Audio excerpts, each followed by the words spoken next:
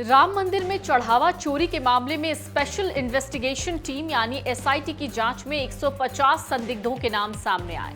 इन सब में जो एक नाम का जिक्र हो रहा है वो नाम है चंपत राय का।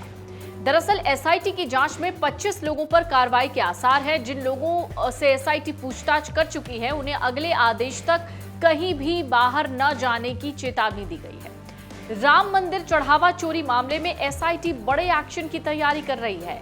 चंपत राय के जो करीबी हैं टिन्नू यादव, उस पर भी कार्रवाई की तैयारी चल रही है। टिन्नू यादव समेत कई आरोपी जल्द गिरफ्तार हो सकते हैं।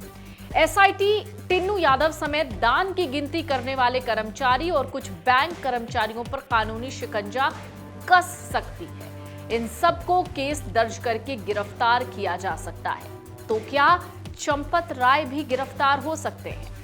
खैर, एसआईटी की जांच में ऐसा कुछ भी सामने नहीं आया जिसमें चंपत राय का डायरेक्ट कोई कनेक्शन हो या उनके गिरफ्तारी की कोई बात हो या उन पर किसी तरह की कोई कार्रवाई की बात हो। दरअसल सवाल कई तरीके के उठ रहे हैं कि आखिरकार चढ़ावे की चोरी हो कैसे गई। इन सब के बीच में एक और बड़ी खबर सामने आई। इसमें जूलर्स एसोसिएशन द्वारा राम मंदिर की नींव में रखने के लिए दी गई 60 किलो चांदी की शिलाओं का भी कोई ठोस रिकॉर्ड जांच टीम को नहीं मिला है।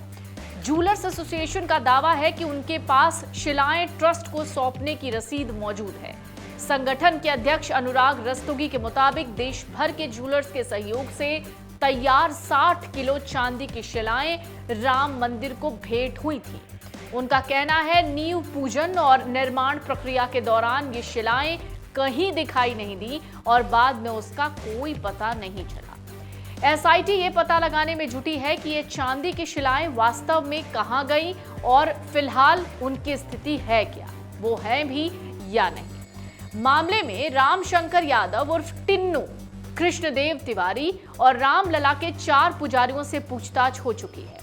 आभूषणों और चढ़ावे की देखरेख से जुड़े कृष्णदेव तिवारी ने हार, चरण पादुका और चांदी की शिलाओं के संबंध में जानकारी होने से मना कर दिया। उन्होंने कहा उन्हें इस बात की कोई जानकारी नहीं है, मगर इन सवालों के केंद्र में है श्री राम जन्मभूमि तीर्थ क्षेत्र ट्रस्ट, वही संस्था जिसे सुप्रीम कोर्ट के फैसले के बाद राम मंदिर निर्माण और उसके संचालन की जिम्मेदारी सौंपी गई थी। और इसी ट्रस्ट का एक सबसे ज्यादा चर्चित नाम है, वो है महासचिव चंपत राय का। चंपत राय कौन है? वो राम मंदिर आंदोलन में कब और कैसे उभरे? क्यों समर्थक उन्हें आंदोलन का रणनीतिकार मानते हैं? और क्या वजह है कि राम मंदिर में चढ़ावे की चोरी के बाद भी चंपत राय को लगातार क्लीन चिट मिल रही है? फिलहाल चंपत राय श्री राम जन्मभूमि तीर्थ क्षेत्र ट्रस्ट के महासचिव और विश्व हिंदू परिषद के उपाध्यक्ष हैं। फरवरी 2020 में अयोध्या मामले में सुप्रीम कोर्ट ने फैसला दिया। फैसले के बाद सुप्रीम कोर्ट के कहे अनुसार केंद्र सरकार ने श्री राम जन्मभूमि तीर्थ क्षेत्र ट्रस्ट का गठन किया।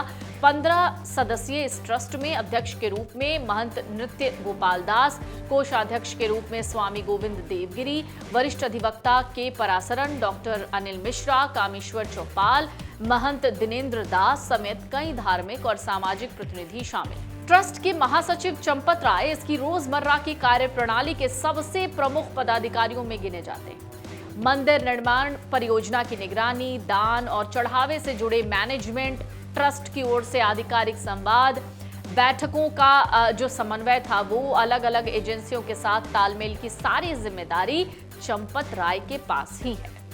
यही वजह है कि राम मंदिर से जुड़ी किसी भी बड़ी घोषणा, विवाद या प्रशासनिक फैसले के दौरान ट्रस्ट का सबसे प्रमुख सार्वजनिक चेहरा अक्सर चंपत राय ही होते हैं। नतीजा है, ताजा विवाद के बीच भी मीडियाकर्मी चंपत राय से ट्रस्ट के ऊपर लग रहे इन आरोपों का जवाब चाहते हैं।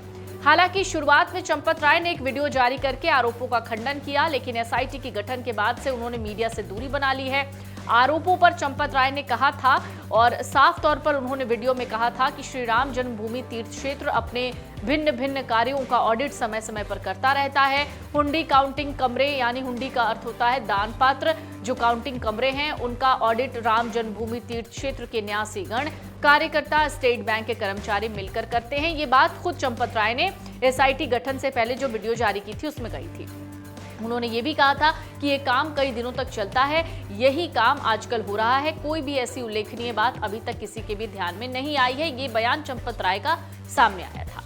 अब चंपत राय कौन है, कहां किस तरीके से वो इस पूरी चर्चा में आए, राम मंदिर से उनका जो कनेक्शन है वो कैसे बना, इस सब की शुरुआत पश्चिमी उत्तर प्रदेश के बिजनौर जिले से होती है। बिजनौर जिले से आने वाले चंपत राय के पिता राष्ट्रीय स्वयंसेवक संघ से जुड़े हुए थे और परिवार का माहौल भी वैचारिक रूप से उसी दिशा में झुका हुआ था।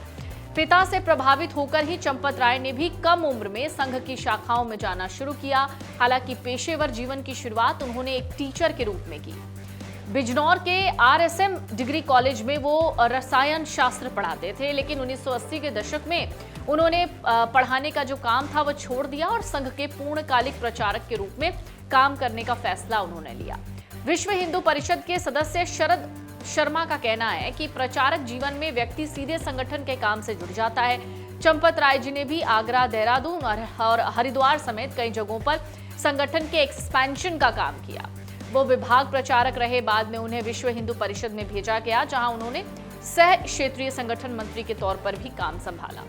यहीं से उनकी भूमिका राम मंदिर यानी राम जन्मभूमि आंदोलन से जुड़ने लगी। दरअसल जब राम मंदिर को लेकर सर्वोच्च न्यायालय यानी सुप्रीम कोर्ट में सुनवाई चल रही थी, उस दौरान भी हर अहम तारीख से पहले दिल्ली में वकीलों की बैठकें आयोजित कराने में भी चंपत राय की महत्वपूर्ण भूमिका रहती थी। विप के भीतर भी उनका कद लगातार बढ़ता गया। संगठन से जुड़े लोगों के मुताबिक वो अशोक सिंघल के सबसे भरोसेमंद सहयोगियों में गिने जाते थे।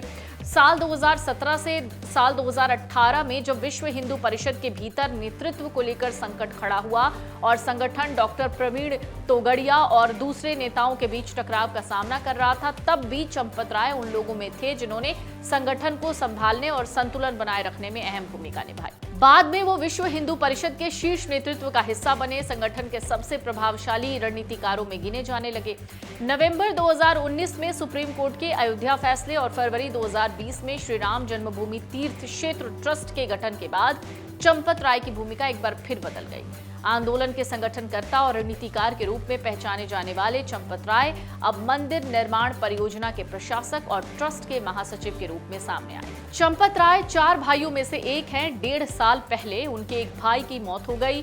बिजनौर के स्थानीय पत्रकार भी यही मानते हैं कि आखिरी बार चंपत राय तभी अपने घर पहुंचे थे।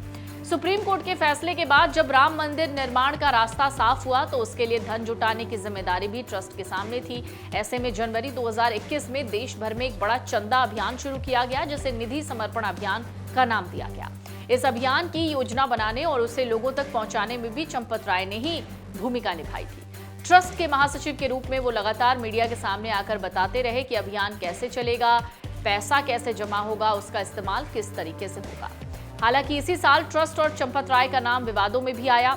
जून 2021 में ट्रस्ट पर अयोध्या में खरीदी गई एक जमीन को लेकर सवाल खड़ा हुआ था।